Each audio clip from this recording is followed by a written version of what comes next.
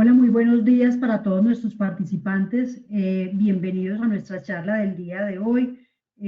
Tenemos una súper conferencista, Liliana Delgado, quien va a dictarnos pues hoy un tema súper especial para todos nuestros participantes. Queremos, antes de ello, pues recordarles que Logro tiene en este momento una responsabilidad con todos nuestros queridos participantes en la charla, y es comunicarles que la nómina electrónica hoy en día va a ser pues una obligatoriedad para todas las empresas en Colombia que tengan más de un empleado, que ya existe un calendario y una normatividad en la DIAN para empezar, digamos, a cumplir, que tenemos para todos una muy buena noticia, y es que les vamos a dar el 45% de descuento a todos nuestros clientes que tengan hoy en día un producto con Logro o que adquieran un combo. Quiere decir que puedan adquirir dos herramientas entre la que está la nómina electrónica, y yo decido a cuál de esos paquetes aplicarle el 45% en mi combo. Eso es pues básicamente, visiten nuestra página www.logro.com las planes, ahí vamos a tener toda la información de la promoción, los términos y condiciones. Adicionalmente, voy a poder tener una herramienta de última generación, última tecnología con precios muy económicos. Tenemos nóminas desde 50.000 pesos, a la cual si le saco el 45% de descuento, voy a solucionar mi problema de mi empresa de una forma muy sencilla y muy económica con Logro. Entonces queremos pues invitarlos a todos a que nos sigan, a que nos acompañen en todas nuestras conferencias. Esta semana tenemos el día de hoy, como les mencionaba, el tema pues de conciliación contable con nuestra querida conferencista Liliana Delgado. La semana entrante tenemos información exógena y planeación tributaria para pymes, para que por favor no nos dejen de acompañar en estas charlas que gratuitamente Logro se esfuerza por dictarle y formar a todos los colombianos. Un feliz día para todos. Liliana, muy buenos días. Bienvenida nuevamente a nuestra conferencia del día de hoy.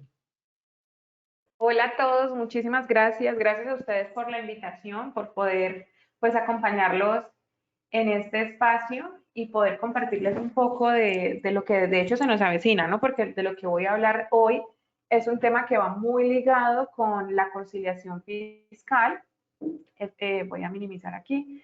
Es un tema que va muy ligado con la conciliación fiscal y como esos aspectos que debemos tener en cuenta al momento de...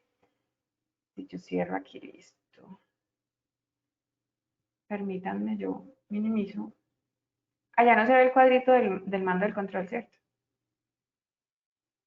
Voy a dejarlo por aquí. Bueno, entonces les contaba. La idea, básicamente, es hacerles un paralelo. No sé cuántos de aquí tienen que presentar el formato de conciliación fiscal, que ese es el formato del 2516 para las personas jurídicas y el formato 2517, pues para las personas naturales, que por cierto, este año, pues ya se puede presentar después de la renta. Recuerdan que en años pasados pues nosotros elaborábamos estos dos formatos y después de elaborarlos y cargarlos a la página de la DIAN, era cuando podíamos proceder a montar nuestra declaración de renta. Este año afortunadamente cambió y pues ya lo podemos hacer de manera posterior. ¿En qué se va a basar mi capacitación o nuestra charla mejor? Vamos a hablar sobre el contexto del marco técnico normativo contable versus el aspecto fiscal. He traído como las cuentas o las categorías que nos atañen pues a todas o a la mayoría de las compañías. He traído también, y les voy a aclarar, porque yo sé que en todo este proceso hay una charla muy recurrente en las capacitaciones que dicto de norma internacional, es Liliana, ¿cómo presento la declaración de renta? ¿La presento bajo norma internacional o la presento bajo la parte fiscal? Entonces vamos a aclarar, bueno, de dónde surgió esa duda y realmente cómo lo debemos presentar. Hablaremos entonces sobre el aspecto de la conciliación fiscal, pues que lo vamos, realmente se los voy a ir mostrando paralelo. ¿Listo? Entonces, sin más preámbulos, vamos a irnos con nuestra primera parte, que es el contexto del marco técnico normativo contable. En este breve contexto tengo que contarles primero que existía un cronograma de implementación. ¿Por qué nació todo este proceso?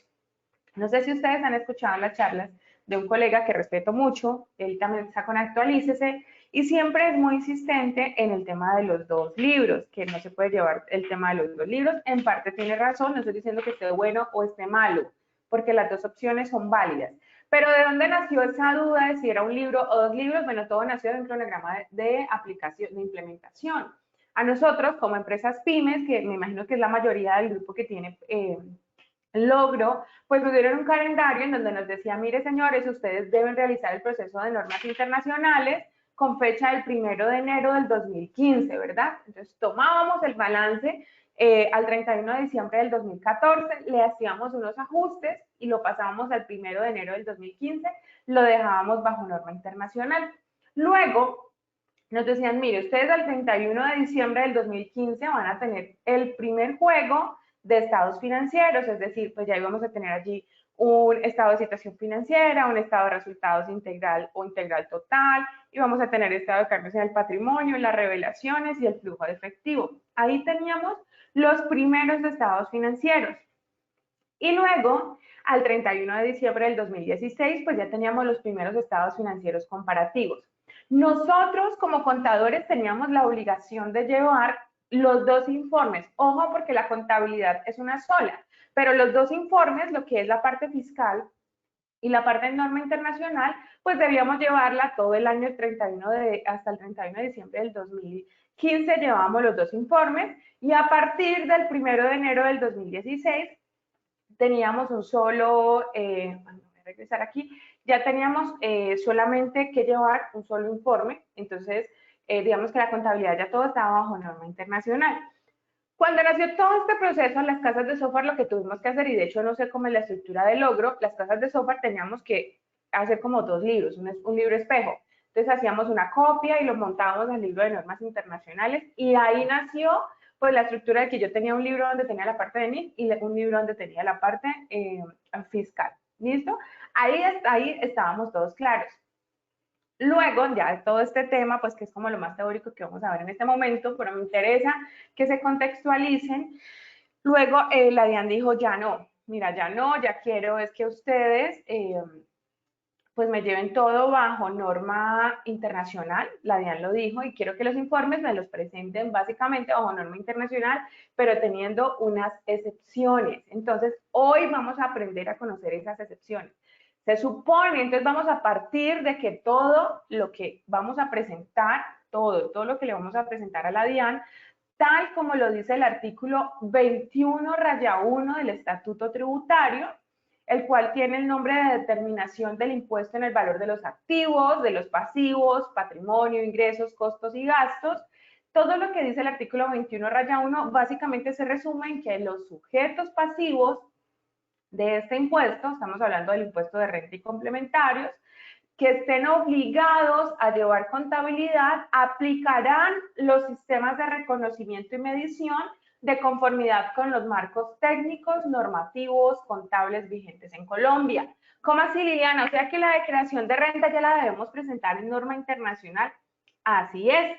Los datos se presentan en norma internacional y partimos de allí, que esa es la parte general. Sin embargo, hay unas mediciones que son muy particulares.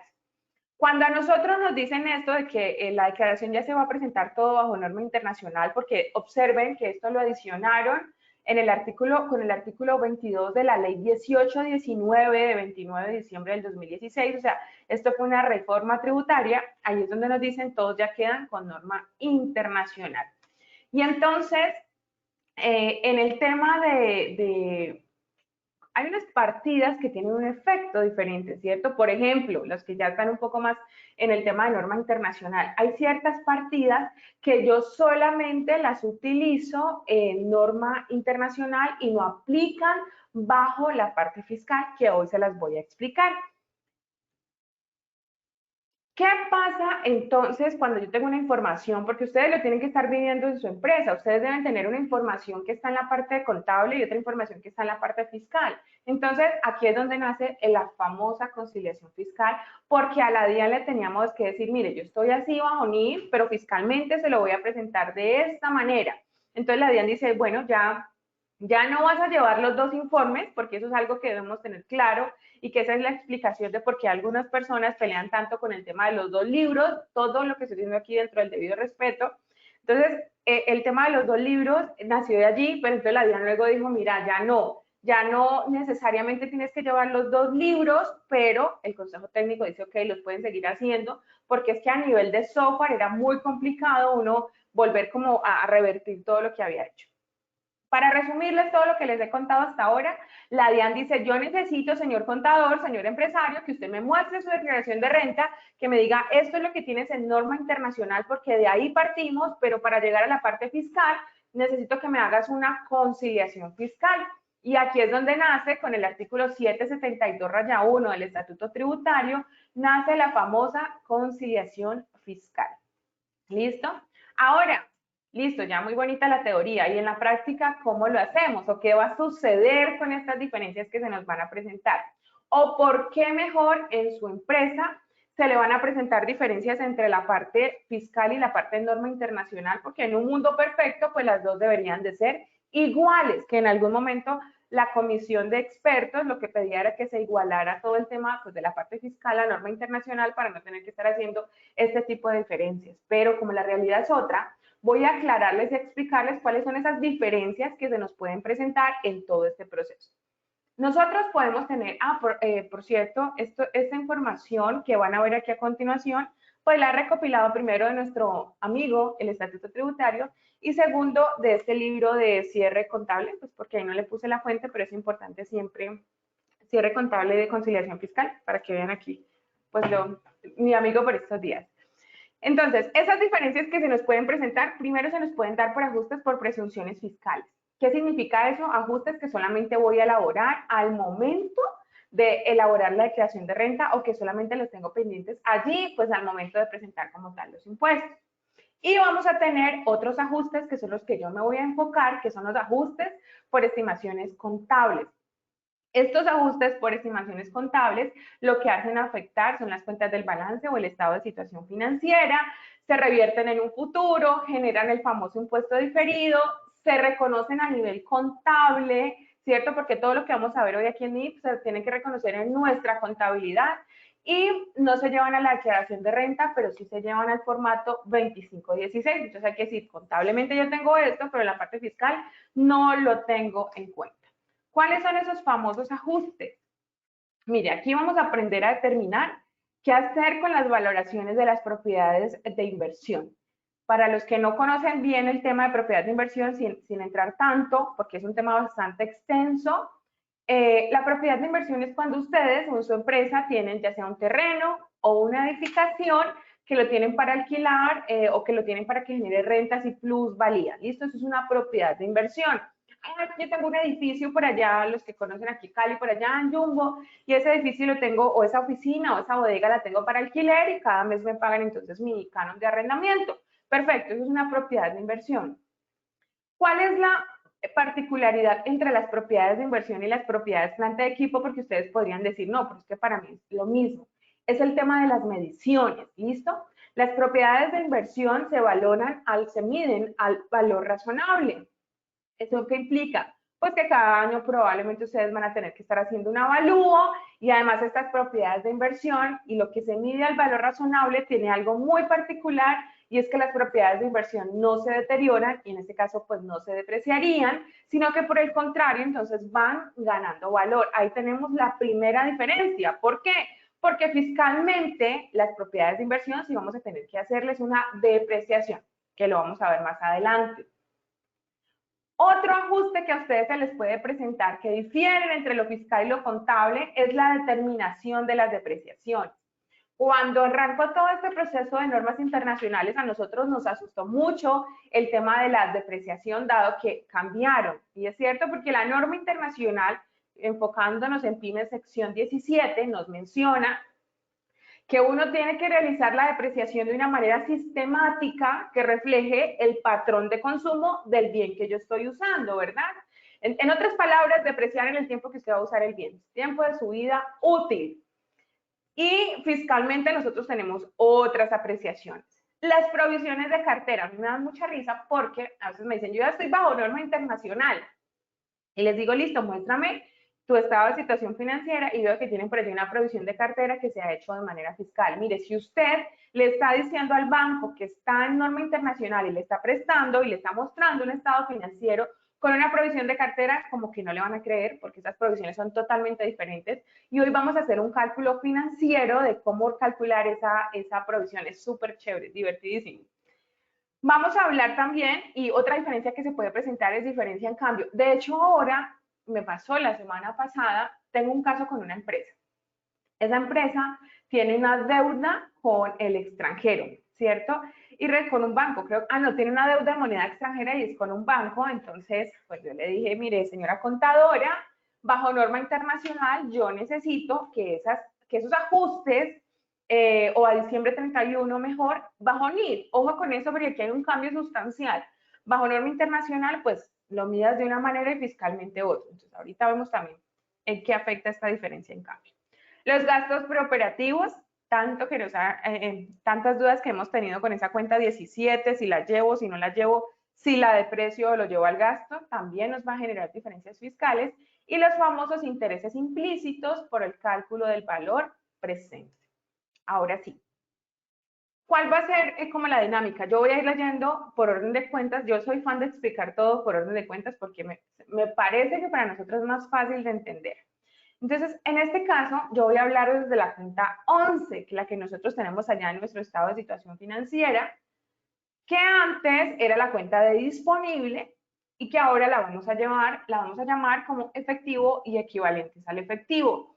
Si usted me presenta la declaración de renta y me dice que tiene una diferencia entre la 11 que tiene NIF, en la 11 que tiene NIF y la 11 que tiene fiscal, yo le voy a decir, por favor, revíselo, porque realmente esta cuenta de efectivos y equivalentes al efectivo no tendría efecto. ¿Por qué? ¿Qué ajustes nosotros deberíamos de realizar aquí en NIF? Sería que el saldo de la caja sea real, hombre, pues tendría que ser igual fiscalmente y en norma internacional. Que el saldo sea igual con el extracto bancario. Ojo con esto. Me ha pasado en muchas empresas que uno va a revisar el estado de situación financiera y mira la conciliación bancaria o mira mejor el saldo en bancos y nos dicen, ay no, el saldo en extracto está en 15 millones de pesos, pero en banco están 13 millones. Y uno les pregunta, ¿qué pasa con estos dos? Dice, lo tenemos conciliado. No, pilas con esto. Se nos pueden presentar muchas situaciones y es que a diciembre 31, por ejemplo, ustedes realicen movimientos que en el banco no se vean reflejados. Le pagamos a la contadora los 2 millones de pesos, ¿ok? Pero no se vio reflejado. O sea que en la contabilidad de la contadora, eso yo todavía se lo debo. No está bien, ni tanto en la parte de norma internacional, ni tanto en la parte de reportes exógenos, que usted diga que ya le pagó a alguien cuando ese alguien todavía no tiene el dinero en su cuenta. Entonces, si a mí me dicen, Liliana, es que el banco tiene que estar igual al extracto, pues tiene que estar tanto en los estados financieros como en el extracto tienen que estar igual, y ahí es donde empezamos a jugar con los ajustes. Primero, revertir esos pagos que no se han hecho efectivos y que yo tengo en mi contabilidad. Le pagué a la contadora, entonces debité la cuenta 2335, ¿verdad? Eso es lo que nosotros hacemos normalmente. Pero entonces si la contadora no recibió el dinero, lo que yo tengo que hacer es revertir nuevamente esa contabilización y, en otras palabras, pues dejar como activa nuevamente esa cuenta por pagar. Pilas con las consignaciones pendientes por identificar. Las consignaciones pendientes por identificar, nosotros solíamos llevarlas como, ay, es que mira, me entró un pago de un cliente, pero no sé quién es ese cliente. Pero ¿sabes que es de un cliente? Sí. ¿Dónde llevaban esas consignaciones pendientes por identificar? Por allá en una cuenta 28 con el NID del banco. Ojo con esto. Primero, para uno poder reconocer un pasivo fiscalmente debería tener un soporte, debería tener un tercero y una serie de situaciones fiscales. y bajo norma internacional tienen como la misma connotación. Cuando yo recibo un pago de un cliente y es una consignación pendiente por identificar, y ojo con esto, estoy seguro que es de un cliente, o sea, de cartera, el pago lo vamos a llevar como un menor valor de la cuenta 13. Si me hago entender aquí, yo voy a abrirles un Excel. A ver, si yo les, Diana, ¿me confirma si abro un Excel se visualiza?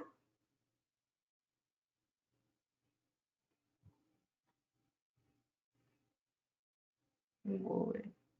No sé, espero que sí. Bueno, entonces les decía, en el caso de las consignaciones pendientes por identificar, normalmente, ¿cómo lo llevábamos en una cuenta 28, verdad? Con el NID del banco. Pero, hombre, si yo sé que es de un cliente, la norma nos dice, entonces no lo lleves ya a la 28.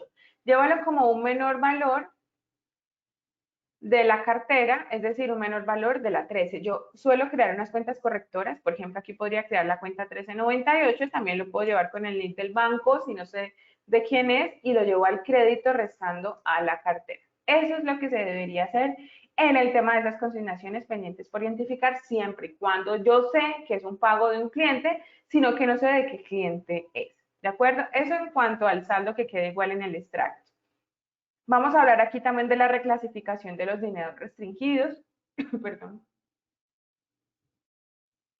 Es que tengo 50 millones solo para un proyecto, no lo puedes dejar como disponible totalmente, tienes que crearle una categoría y al momento de presentar los estados financieros, pues se va en la reclasificación de dinero restringido. Y otra parte que aquí debemos tener en cuenta es la reclasificación de las inversiones que son a corto plazo. ¿Cuántos hemos escuchado que si a diciembre 31 nosotros tenemos un CDT, certificado de depósito a término fijo, lo tenemos pendientes por redimir como a los 3 meses siguientes, o sea, ya próximamente se va a vencer, entonces pues ese CDT ya no quedaría ya como una inversión, sino que quedaría en la categoría de efectivo y equivalentes al efectivo. Esa es una, digamos que en el efectivo lo que se nos puede presentar a grosso modo. Ahora, vámonos a la cuenta, que aquí es donde se empieza a poner interesante. Voy a abrir mi archivo de Excel porque yo les tengo unos ejercicios.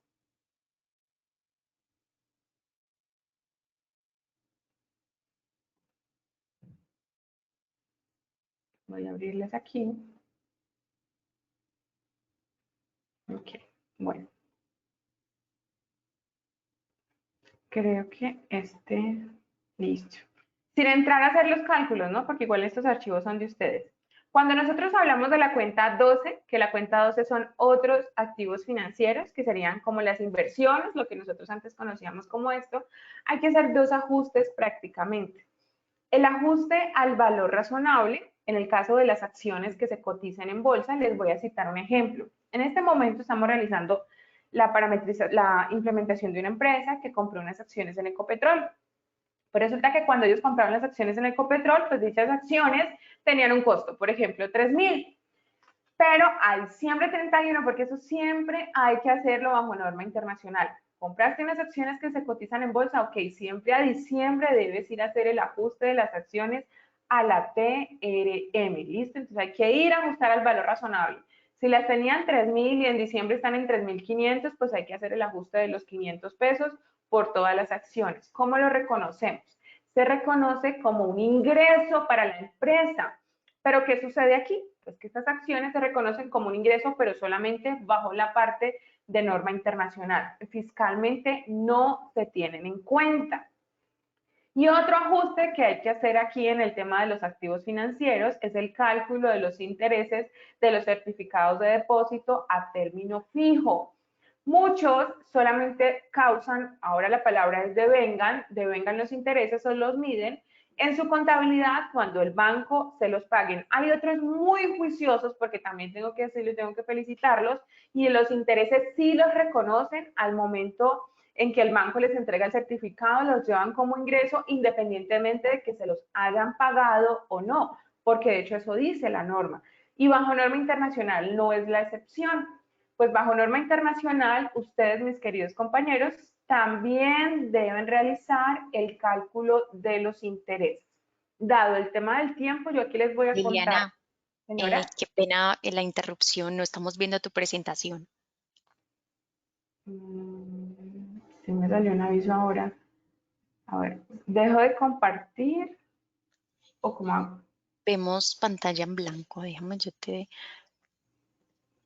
doy nuevamente.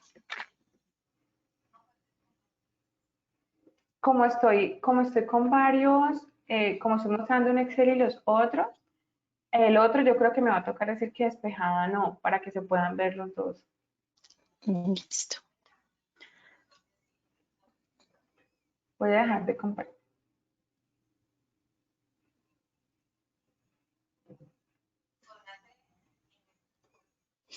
Listo, ahora sí. Ay, porfa, me confirma si se ve el Excel. Exactamente, también vemos el Excel. Vale, gracias. Bueno, entonces les A ti, decía, Liliana, gracias. bueno, estábamos en la parte de los otros activos financieros, les estaba mencionando estos dos ajustes, el ajuste al valor razonable y el cálculo de los intereses del CDT. Tanto en la parte fiscal hay que reconocer los intereses así no se los hayan pagado. Ojo con eso, usted va al banco, dice, señor banco, regáleme un certificado de mi CDT, cuántos intereses, pero no me los han pagado. No importa, reconózcalos como ingreso. Bajo norma internacional, los intereses de los CDTs también se tienen que reconocer, pero tienen una particularidad, y es que el cálculo del interés se realiza de manera diferente. Para resumirles, en NIF existe algo, los que estén interesados en conocer más del tema, los invito a leer las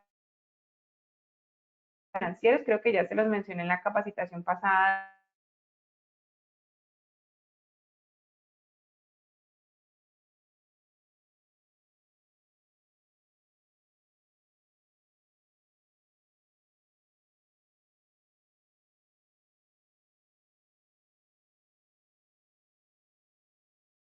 El CDT es tanto, pero tienes que pagar papelería, honorarios, comisiones, Todo eso se llaman costos de transacción.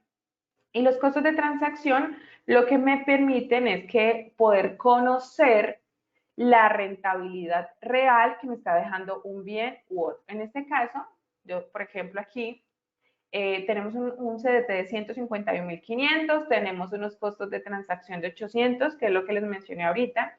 Bajo norma internacional, los intereses de los CDTs no se calculan como nosotros normalmente lo hacemos, sino que lo calculamos con base en el costo más los costos de transacción, lo que me da un interés diferente. Por ejemplo, aquí en esta empresa yo voy a tener un interés a diciembre 31 del 2017, voy a tener un interés de 5.701. Puede que fiscalmente exista otro interés porque el banco lo calcula de manera diferente.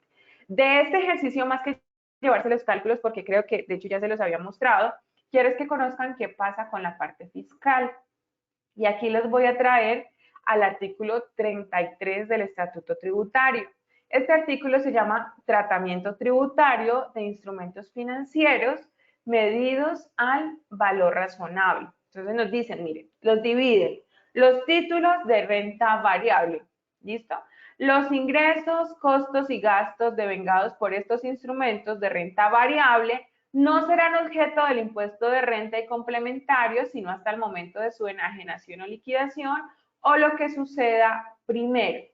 Para efectos de lo aquí previsto, son títulos de renta variable aquellos cuya estructura financiera varía durante su vida, tales como las acciones. Entonces, las acciones son renta variable. Claro, van cambiando. Y aquí, ¿qué dice fiscalmente? Porque hay que tenerlo muy presente. Fiscalmente dice, mire, señor contador, me interesa que tribute sobre esos títulos de renta variable hasta el momento en que usted decida venderlos. Perfecto. Pero la norma internacional que nos dice, no, señor contador, necesito que cada año a diciembre 31 usted vaya a la página del Banco de la República o a la página de la bolsa y me diga esas acciones que usted compró en el 2014 cada año, cómo van ganando o cómo van perdiendo valor. ¿Me afectan mi estado de resultados? Claro que sí, le afectan bajo norma internacional, pero bajo la parte fiscal no. Es decir, que ahí tendríamos nuestra primera diferencia temporaria a mostrar en el formato de conciliación en nuestro formato de conciliación fiscal. Ahora, vámonos con el siguiente. Estoy experimentando problemas de conexión. Voy a cerrar mi cámara para que la conexión esté un poco mejor. Listo, esperemos que ahí pueda mejorar. Listo. Otros activos financieros, vamos a hablar de los títulos de renta fija, el CDT. Respecto a los títulos de renta fija, se siguen las siguientes reglas para efectos del impuesto sobre la renta y complementarios.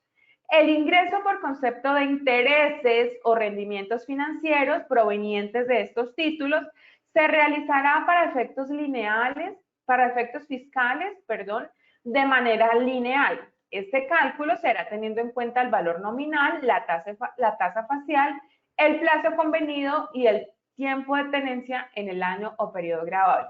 Podríamos decir entonces que bajo la parte fiscal, el cálculo, aunque realmente esto te lo da el banco, pero la parte fiscal, cuando me dice se hacen de manera lineal, hacerlo de manera lineal es esto. Mira, yo aquí tengo al 31 de julio, 31 de agosto, 30 de septiembre, en el tiempo que yo voy a tener el CDT. Eso es hacerlo de manera lineal.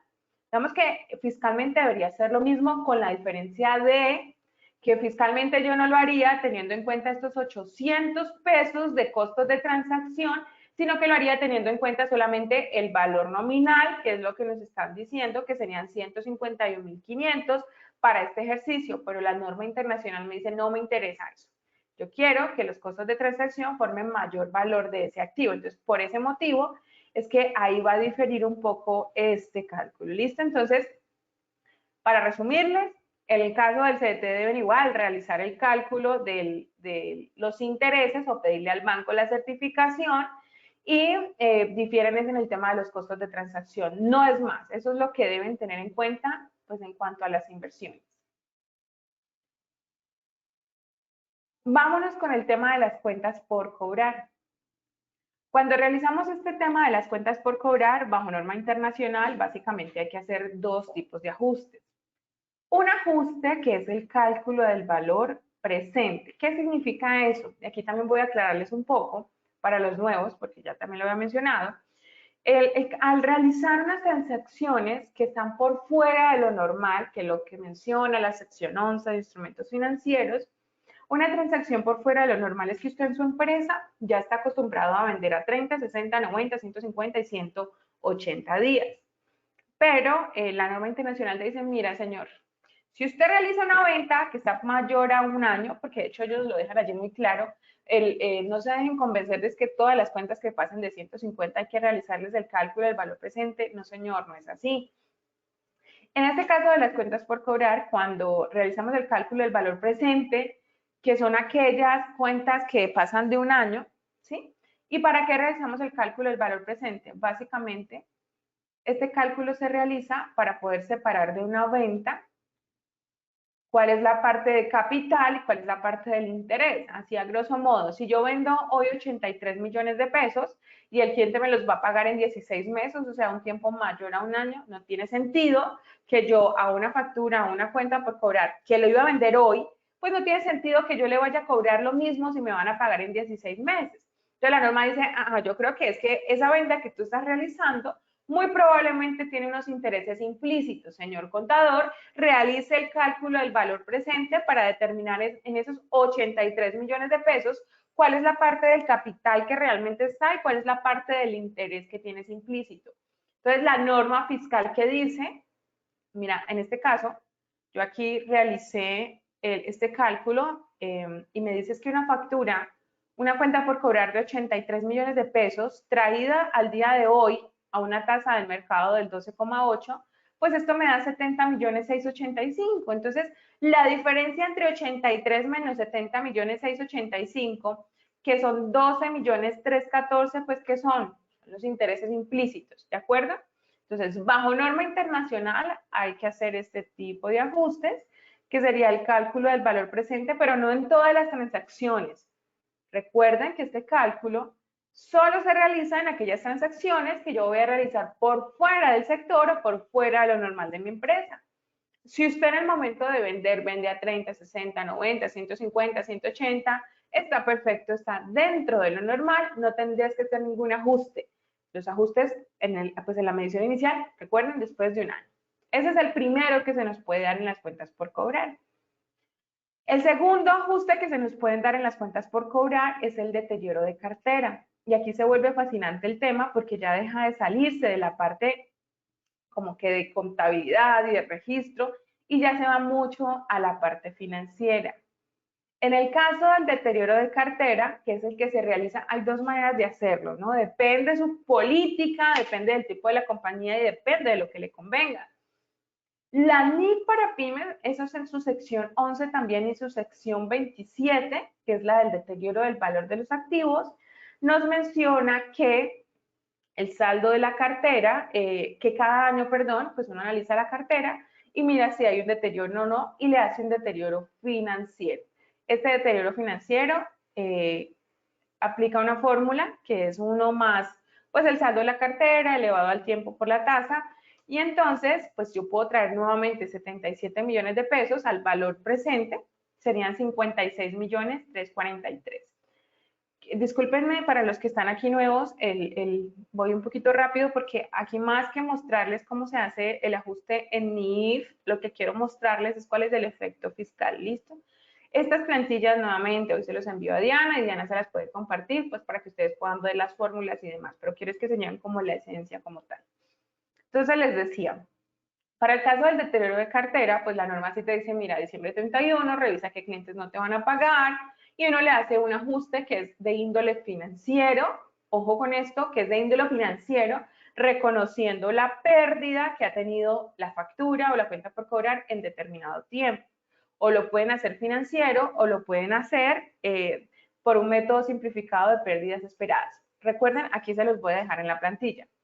Pero, ¿qué nos dice la parte fiscal respecto a este tema? Mira, fiscalmente, en cuanto a las deudas, a la deducción de deudas de dudoso o difícil cobro, este artículo fue modificado por el artículo 87 de la ley 1819 del 29 de diciembre del 2016. Nos comenta que aquí creo que me faltó el artículo, aquí se perdió el artículo, es el artículo 145 del Estatuto Tributario, para que lo tengan presente. Artículo 145 del Estatuto Tributario, sí. Entonces, nos dice que los contribuyentes obligados a llevar contabilidad podrán deducir las cantidades razonables que fije el reglamento como deterioro de cartera, de dudoso o difícil cobro, siempre que tales deudas se hayan originado en operaciones productores de renta que corresponden a cartera vencida y que cumplan con los demás requisitos legales. ¿Cuáles son los demás requisitos legales? Pues son el tema de que tengamos la carta del abogado, que el abogado nos haya dicho que ya haya enviado sus 3 cartas y nos haya dicho que ya no hay manera de que ese dinero nos paguen. Básicamente a eso hace referencia la parte legal. ¿Y cómo vamos a provisionar fiscalmente? Ya sabemos que bajo NIF lo manejamos o por pérdidas esperadas o lo manejamos por un deterioro financiero. Bajo norma internacional se hace de esa manera. Pero fiscalmente tiene otra manera y es que hay dos maneras de provisionar.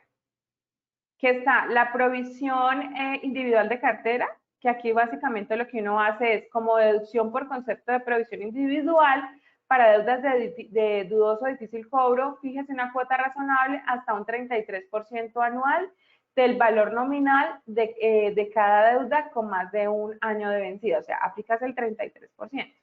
Pero hay otro tema aquí, y no es la cartera individual, sino que es la cartera, el deterioro que se hace de manera global, que es el que hacemos la mayoría de los clientes cuando presentamos una declaración de renta. Uno que hace fiscalmente, tira la cartera, de hecho algunas plantillas ya lo tienen, y dice, si yo tengo una cartera que está de 3 a 6 meses, me puedo tomar el 5% de provisión y me lo puedo tomar en renta. Si tengo una cartera que está de 6 a 12 meses, me tomo el 10%, y si tengo una cartera que está más de 12 meses, pues me puedo tomar el 15%. Esto es cuando se realiza la provisión de manera general.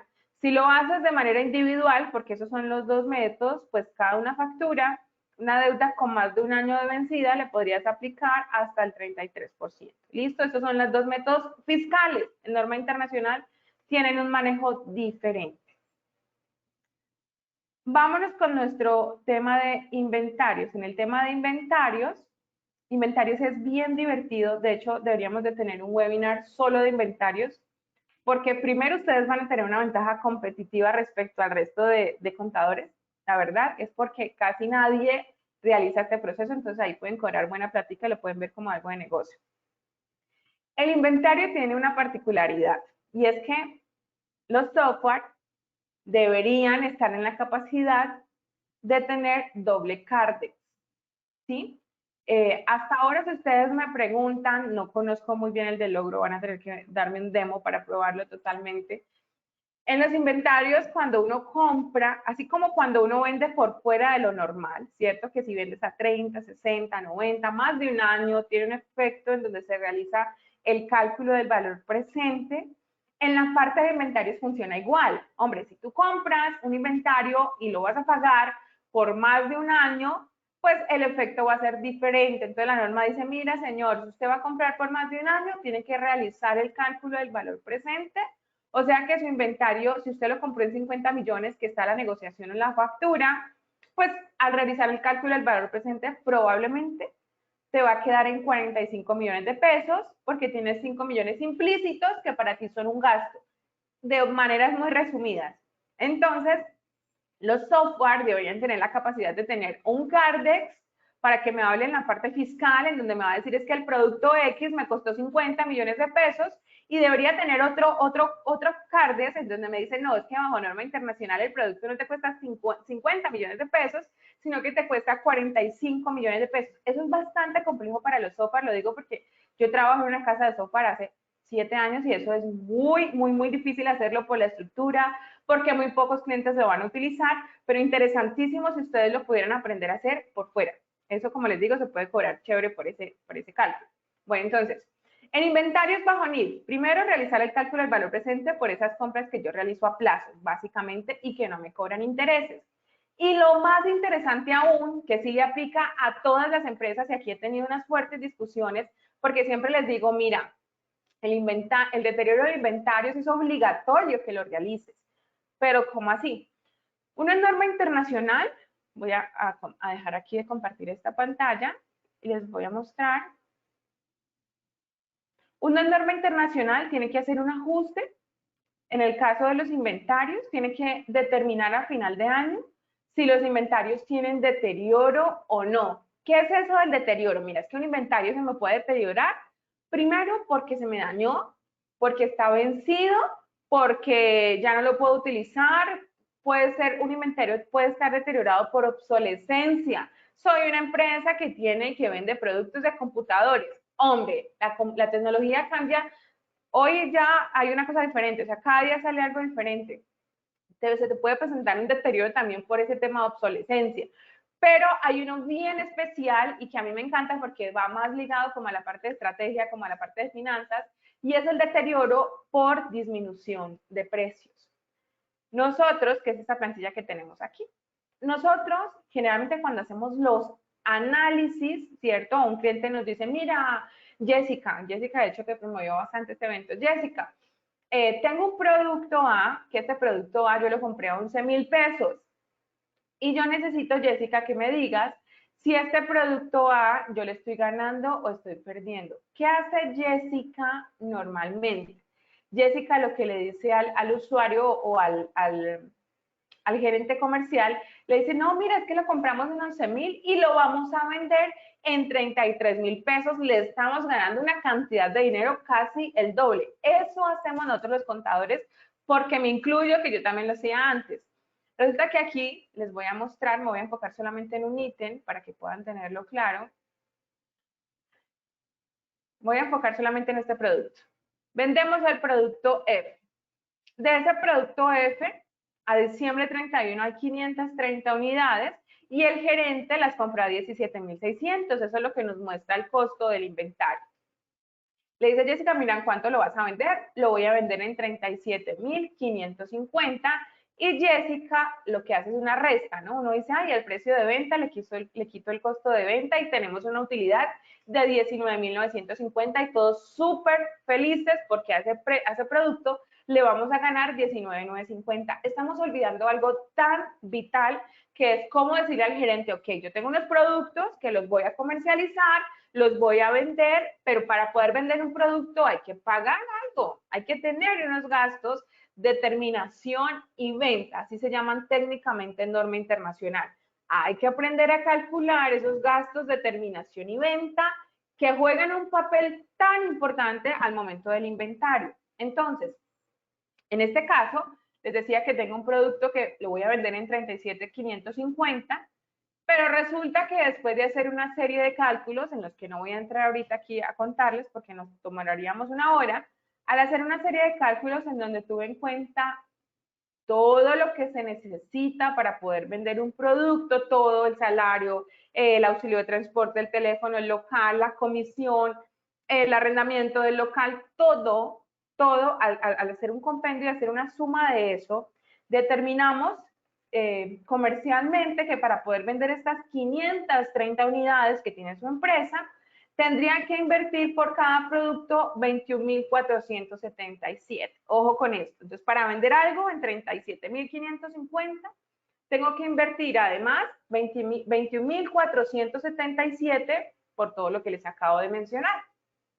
Entonces, la sección 13 nos dice, ok, señor contador, réstale a este precio de venta que tienes, réstale los gastos de venta. Claro, pues yo lo voy a vender en 37, pues tengo que restarle lo que voy a tener que pagar para poder vender este producto.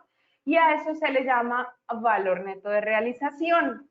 ¿Listo? Valor neto de realización. En este caso, el valor neto de realización me dio 16,073. Observen esto. 16,073. Carambas. Pero entonces, si yo los compré en 17,600, y el valor neto de realización es 16,073, o sea, señor gerente, le dije una cosita errada, realmente no vamos a ganar, sino que antes vamos a perder porque los gastos de venta son muy elevados. Esos son el tipo de situaciones y decisiones que deberíamos nosotros estar tomando realmente, ¿vale? ¿Qué sucede aquí? Cuando el valor neto de realización, este verdecito, es menor que el costo, pues hay deterioro y hay que contabilizarlo bajo norma internacional. ¿Y qué pasa con esto fiscalmente? Fiscalmente hay un manejo diferente. ¿Listo? ¿Qué nos dice? Para esto les voy a contar sobre un artículo.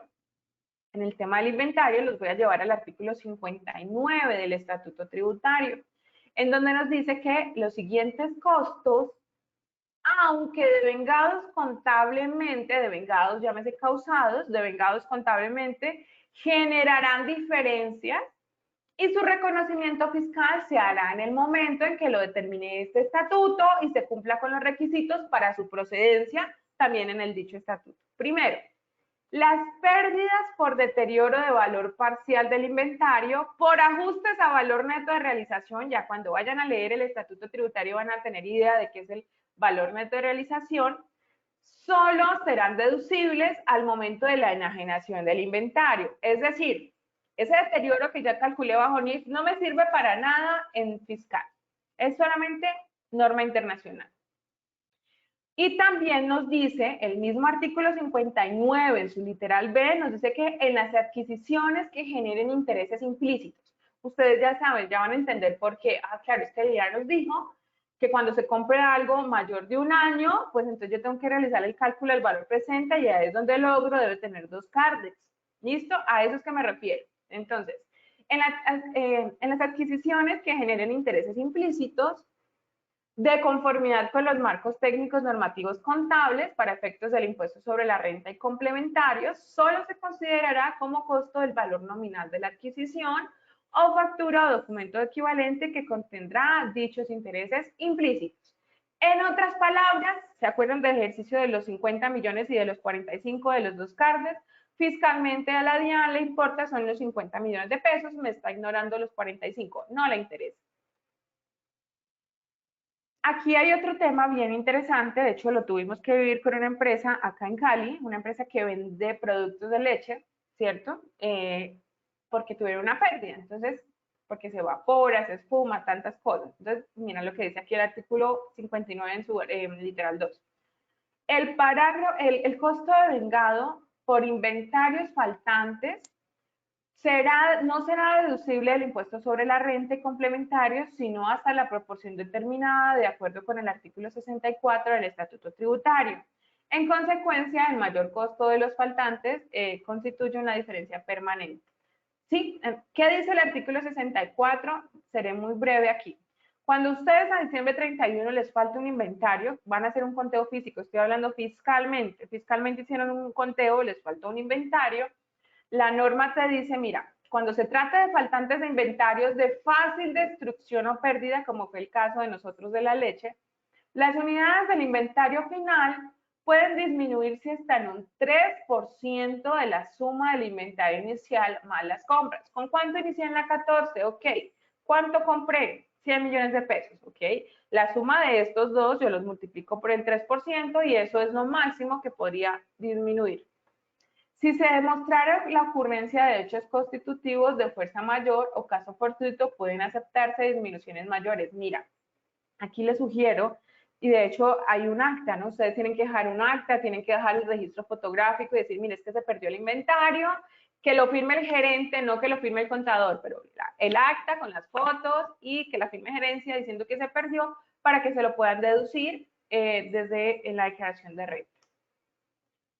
Los inventarios dados de baja por obsolescencia y debidamente destruidos, reciclados o chatarrizados, siempre y cuando sean diferentes a los previstos en el numeral 1 de este artículo, serán deducibles. O sea, atrás me hablaba de los de fácil destrucción, ¿se acuerdan? De los de fácil destrucción y de pérdida. Aquí me está diciendo, mira, otros artículos que sean dados de baja por obsolescencia y debidamente destruidos, reciclados o chatarrizados, siempre y cuando sean diferentes a los previstos en el numeral 1 de este artículo, serán deducibles del impuesto sobre la renta y complementarios en su precio de adquisición, más los costos directamente atribuibles y costos de transformación que sean aplicables.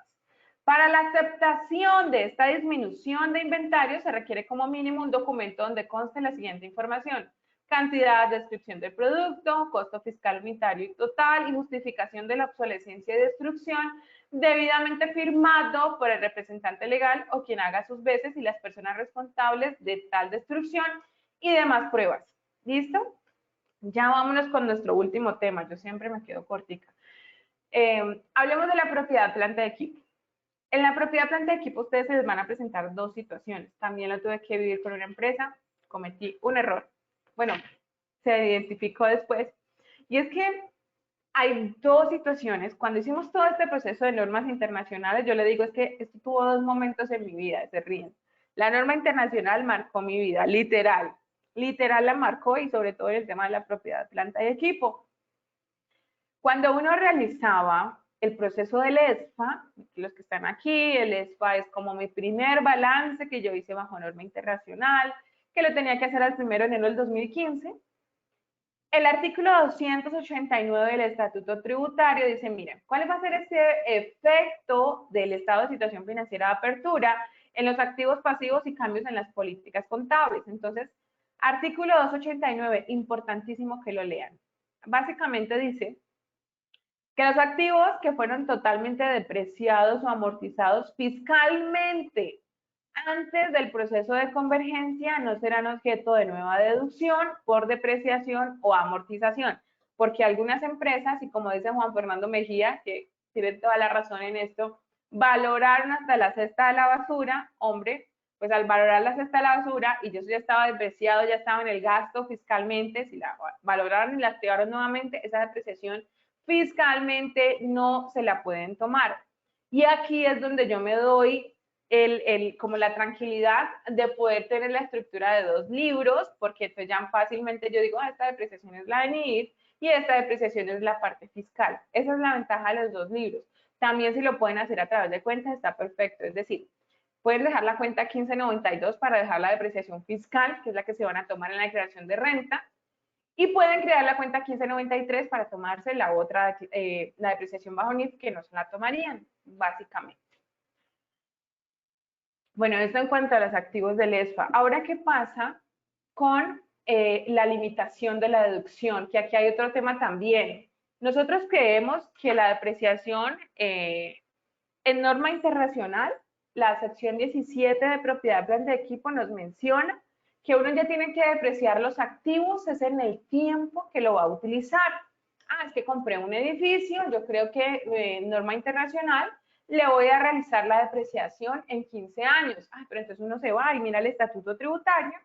En el artículo 137 raya 1 dice, caramba, pero es que aquí nos están diciendo que construcciones y edificaciones es 2.22. Pero entonces yo tengo que depreciar, si yo multiplico o divido 100 entre 2.22, dice que yo tengo que depreciarlo a 45 años. Fiscalmente, esta es la tasa de depreciación máxima aceptada. Ojo con esto. No significa que si yo tengo que depreciar la construcción y edificación a 45 años, ¿qué hice yo? Uno toma este porcentaje que está ahí, divide el 100%, que es el valor total del equipo, lo divides en este caso en 2.22 y aquí me dice 45 años. No quiere decir esta tablita que es que yo lo tengo que depreciar a 45 años, no, ese es el límite máximo a depreciar. Si yo tengo mi construcción y edificación y la quiero depreciar a 60 años, porque así la tengo en norma internacional, lo puedes hacer, porque no estás excediendo el límite máximo. ¿Y eso qué implicaría? Que no tendrías ningún ajuste, porque si yo tengo una depreciación en norma internacional que está igual o que está, por ejemplo, está más tiempo que lo que hay aquí, pues yo me podría tomar la depreciación que tengo bajo NIF, porque recuerden, esos porcentajes son el máximo. Si estamos hablando de maquinaria de equipo, aquí nos dice que me puedo tomar máximo el 10% anual, entonces si yo divido 100 entre 10, pues me va a dar 10 años. Compramos una montacargas. La montacargas yo la quiero depreciar a 15 años.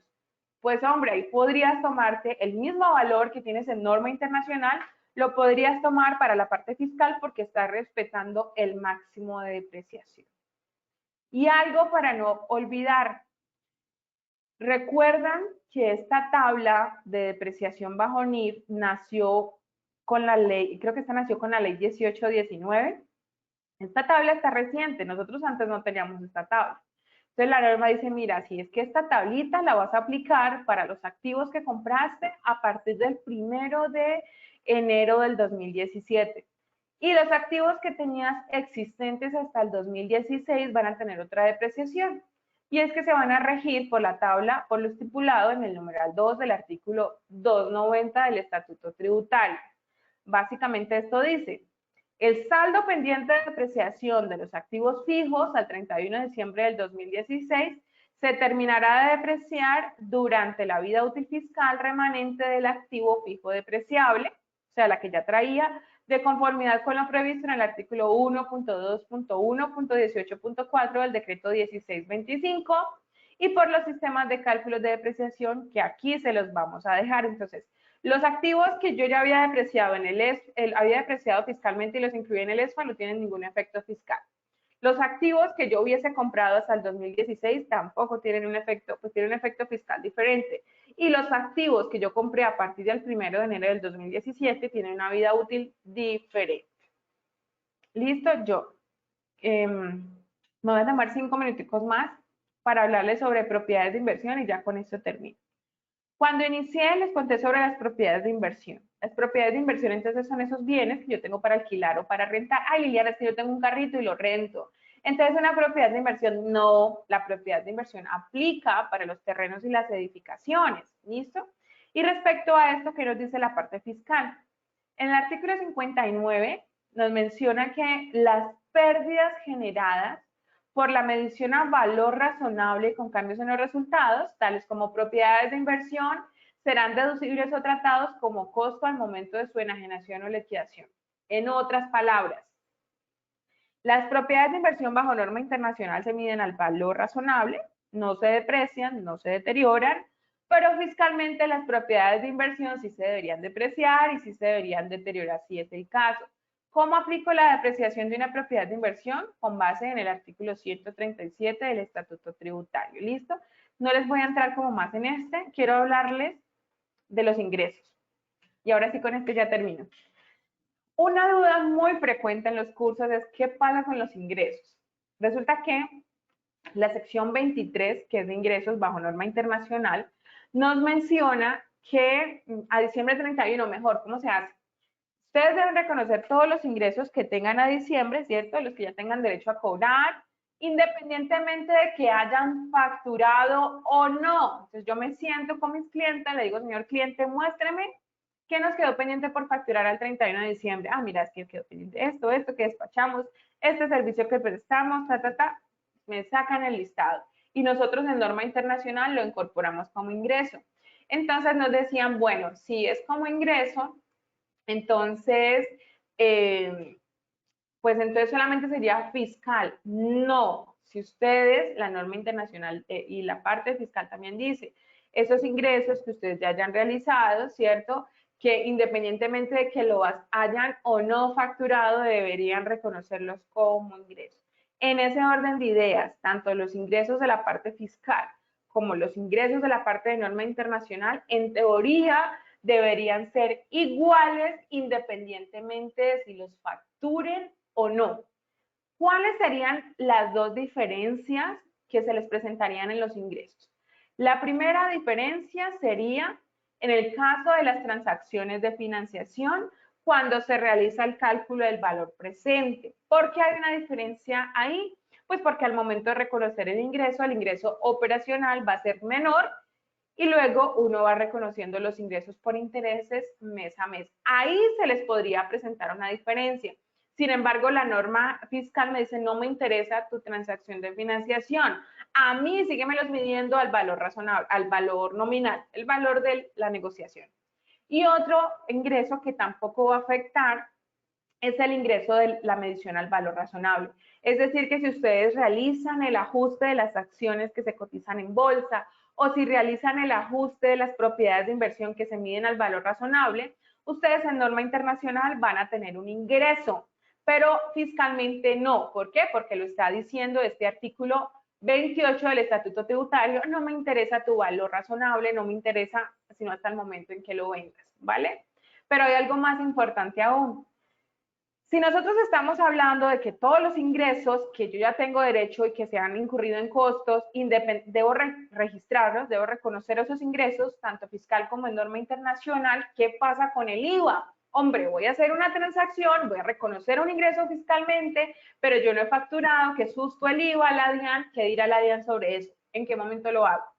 Pues lo aclara en el artículo 429 del Estatuto Tributario, en donde nos dice lo siguiente, mire, el impuesto se causa ¿cómo? Es que nosotros tenemos una idea de que yo solamente causo el impuesto cuando facturo, no es así.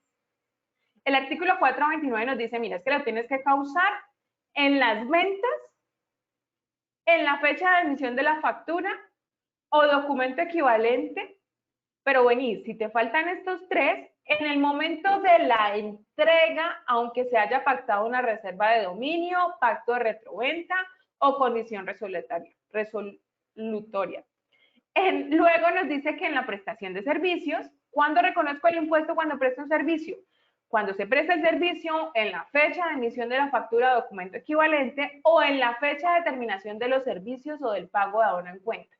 La que fuere anterior. Es decir, que si yo presto un servicio y ya tengo derecho a cobrarlo, pues tengo que reconocerlo y reconocer el IVA y lo ingreso bajo norma internacional y lo ingreso en la parte fiscal independientemente de que se haya o no se haya facturado. ¿Listo? Pero también se nos puede presentar algo y es venir. Yo ya lo reconocí fiscalmente, no había facturado, pero es que al momento de facturar en enero se presentó una diferencia. ¿Qué hago? El parágrafo de este mismo artículo 429 menciona que cuando el valor convenido sufriere un aumento con posterioridad a la venta, se generará el impuesto sobre ese mayor valor en la fecha en que este se cause. ¿Listo?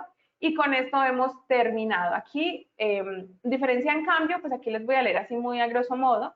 El artículo 288 dice que el ajuste por diferencia de cambio fiscalmente lo aplicas cuando realicen el pago.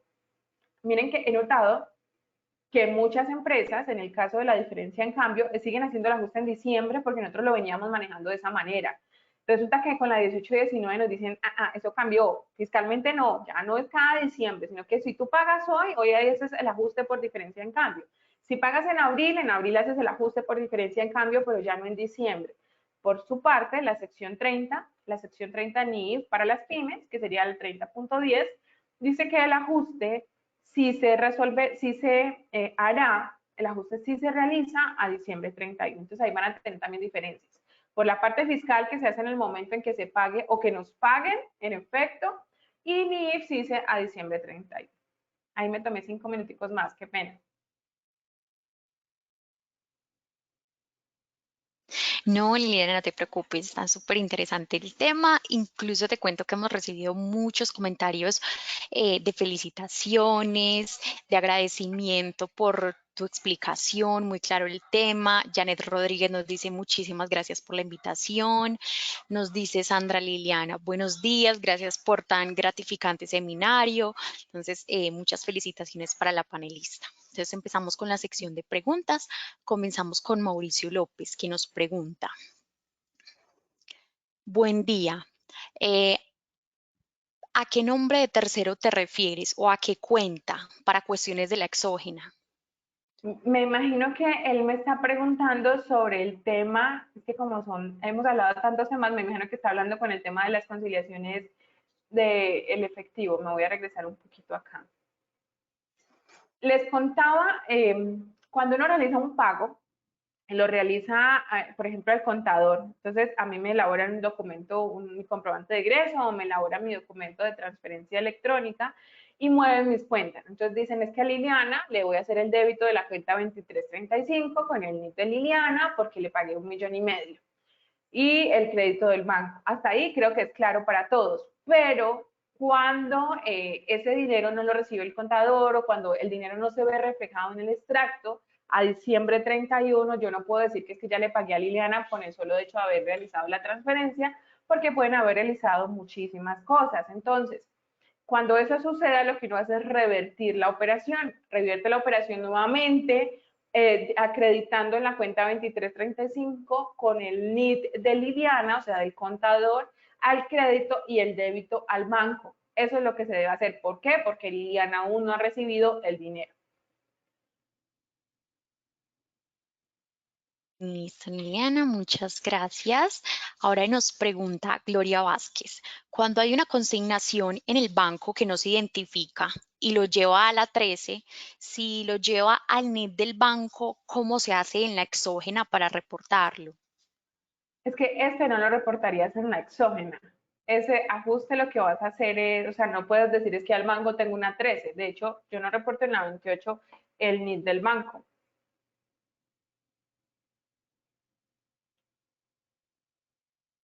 Muchas gracias, Liliana. Ahora nos pregunta Sandra Janit. Buen día. Las deudas que tenemos con particulares obligatoriamente se deben realizar intereses en NIF cuando no se cobran.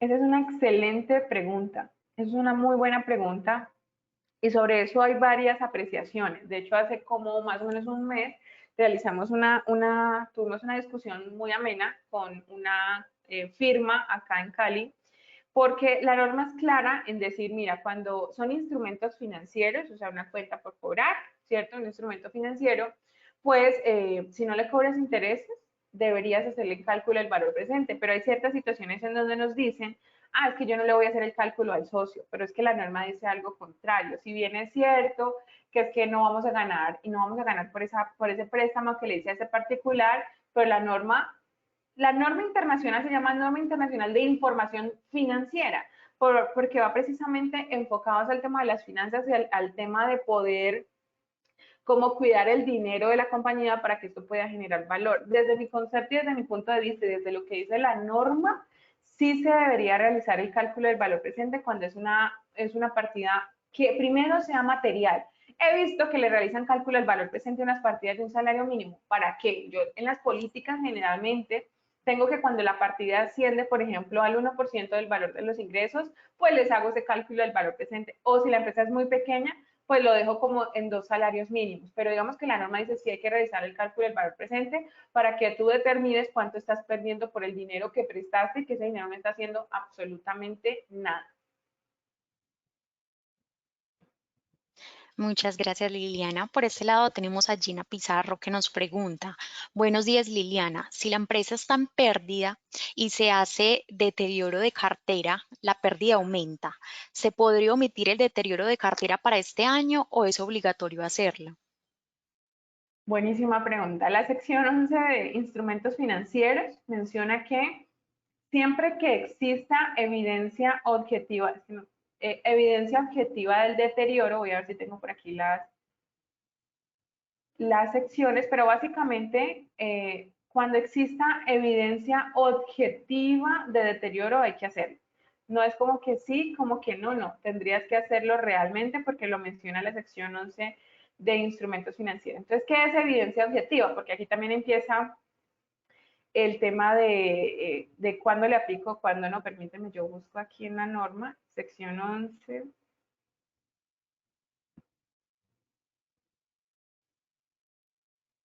Vamos a buscar si lo tenemos aquí.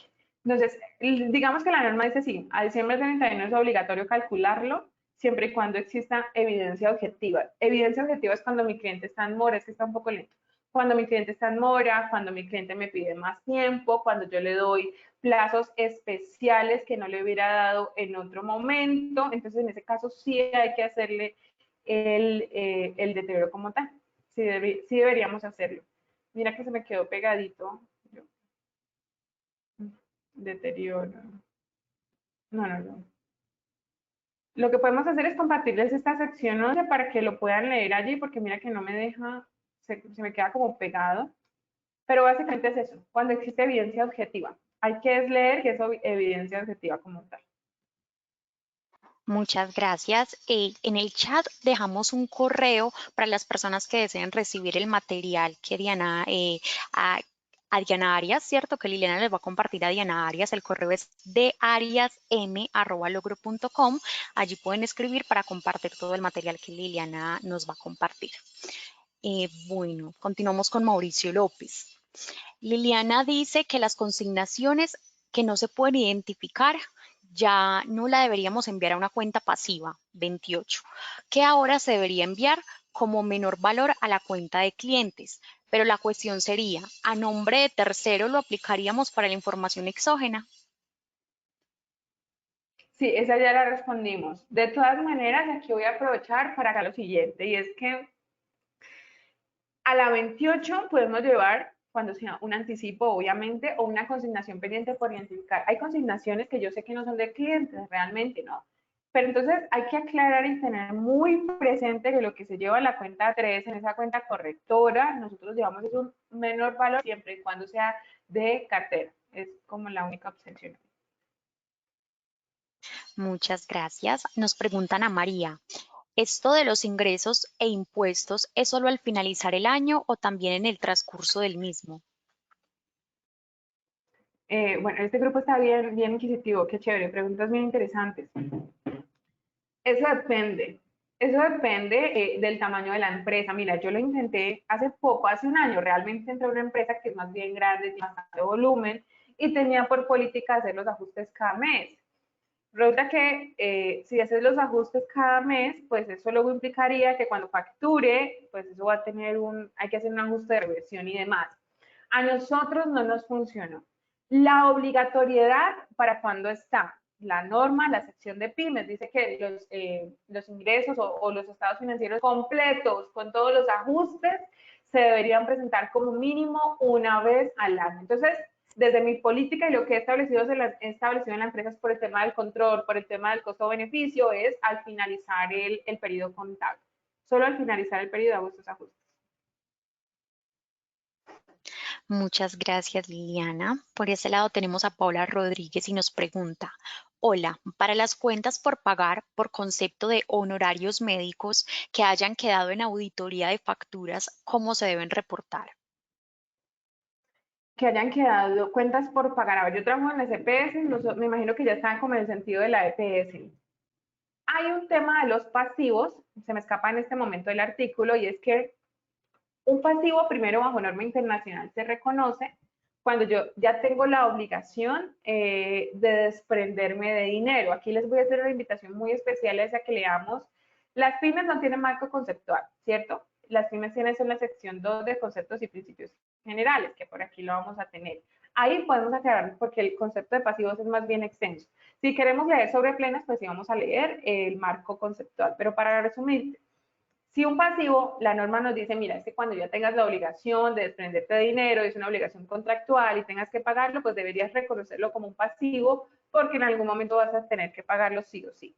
Y fiscalmente nos dice, para reconocer un pasivo debes tener un soporte, debes tener algo con un NID, que tenga, pues, todo esté muy claro, una fecha y demás. Entonces hay que mirar es que se estén cumpliendo con las dos condiciones. Desde mi punto de vista, yo lo miraría más desde el aspecto estadístico y es determinar, bueno, de las cuentas que a mí me pasan, las cuentas médicas que están allí pendientes para auditar, para poder yo reconocerlas como pasivo, ¿cuál es la probabilidad de que no se vaya a pagar tal cuenta médica? Y con base en eso, pues reconocerlo. Si yo sé que siempre se pagan y que luego el ajuste de la devolución y la reversión o la glosa que ellos le llaman se puede hacer posterior, pues entonces reconocería esas cuentas por pagar y ya luego se harían los ajustes respectivos. Muchas gracias. Por este lado nos pregunta Mariela Mendoza. Con respecto a la entrega de mercancía que no se facturó, se debe tener en cuenta el ingreso y el IVA en el periodo fiscal correspondiente, pero el IVA se lleva como una cuenta por pagar y se tienen en cuenta en el siguiente periodo del impuesto. ¿Me la puedes repetir, por favor? Qué pena. Claro, con respecto a la entrega de mercancía que no se facturó, se debe tener en cuenta el ingreso y el IVA en el periodo fiscal correspondiente, pero el IVA se lleva como una cuenta por pagar y se tiene en cuenta en el periodo del impuesto. No, el IVA se declara, porque mira que de hecho aquí esta parte, en el artículo 429, el IVA hay que declararlo porque es en el momento en que se causa. Entonces hay que leer el artículo 429 del Estatuto Tributario, pero básicamente el IVA y el ingreso se reportan y se declaran en el momento en que se da el hecho económico, independiente de que no se haya facturado.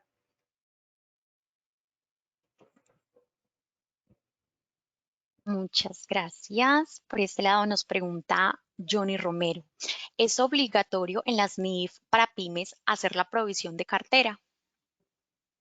Esa ya respondimos con anterior, pero bueno, primero es la NIF para las pymes. Yo también decía las NIF, me aculpo, lo dije como por 3 años, hasta que un día estaba en una reunión con el presidente del Consejo Técnico de la Contaduría. Me dice, Liliana, ¿por qué decís las NIF si la NIF para las pymes es una sola? ¿No es que es una sola norma que está para todos?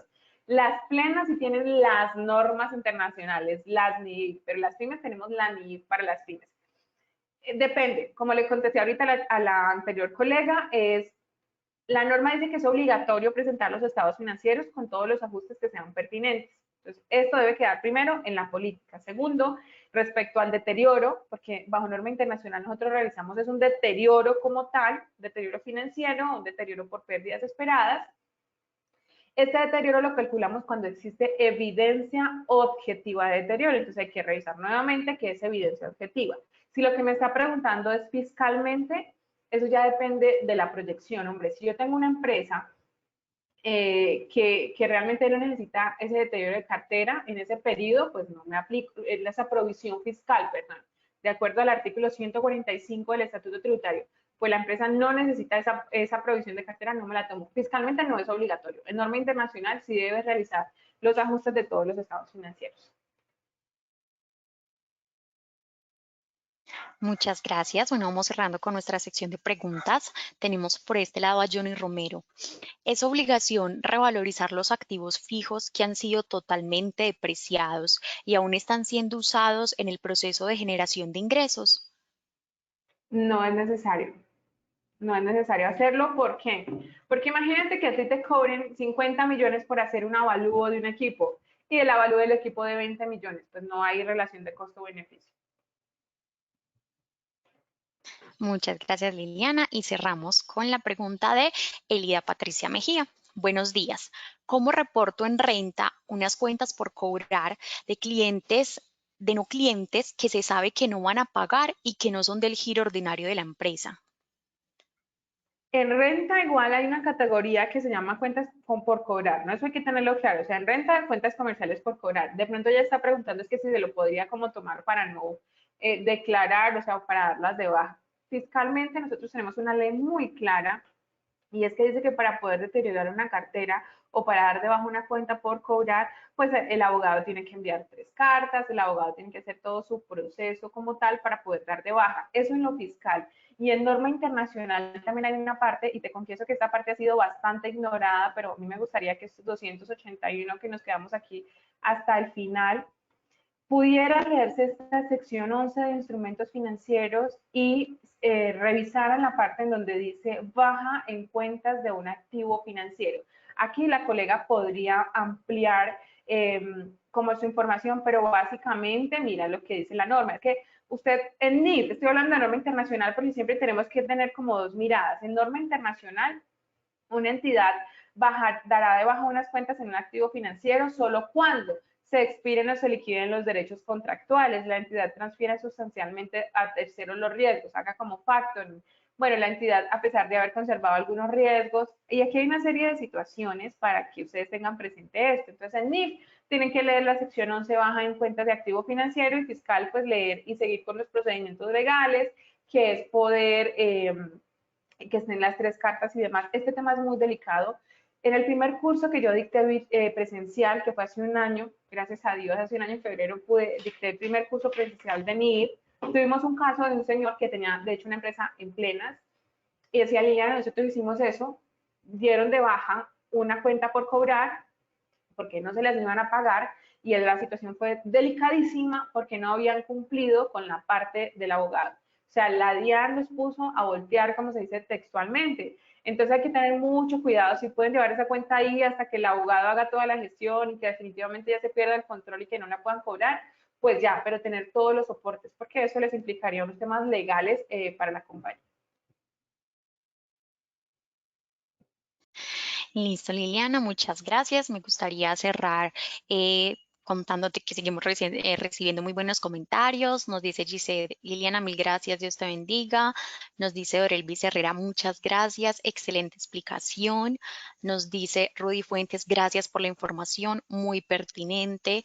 Giraldo Anita nos dice, Liliana, mil gracias por tus aportes y sobre todo en estos momentos de informes, cierres y rentas. Así que muchísimas felicitaciones para Liliana. Liliana, muchísimas gracias por tu información. A partir de este momento damos por finalizada la sesión de preguntas. Les recordamos que encuentran nuestro calendario de seminarios virtuales en www.logro.com/eventos. La próxima semana tendremos nuestro seminario sobre cómo elaborar la información exógena en Logro. Será el 14 de abril a las 9 de la mañana para que se inscriban. También recuerden seguirnos en redes sociales para conocer los próximos seminarios, promociones y temas de interés. Nos encuentran como @tulogro en Instagram, Facebook, LinkedIn, Twitter y YouTube. Liliana, muchísimas gracias nuevamente por acompañarnos y por compartir tu conocimiento. No sé si quieras cerrar con algo antes de finalizar la sesión. No, muchísimas gracias a ustedes por la invitación, muy plácida haber estado aquí, espero se hayan llevado algo, como decía la colega, es muy pertinente, pues que ya se vienen los vencimientos de renta y de conciliación fiscal, así que muchas gracias a ustedes, feliz día. Muchísimas gracias a ti, Liliana. Querida audiencia, feliz día y los esperamos en nuestro próximo seminario. Que estén muy bien, hasta luego.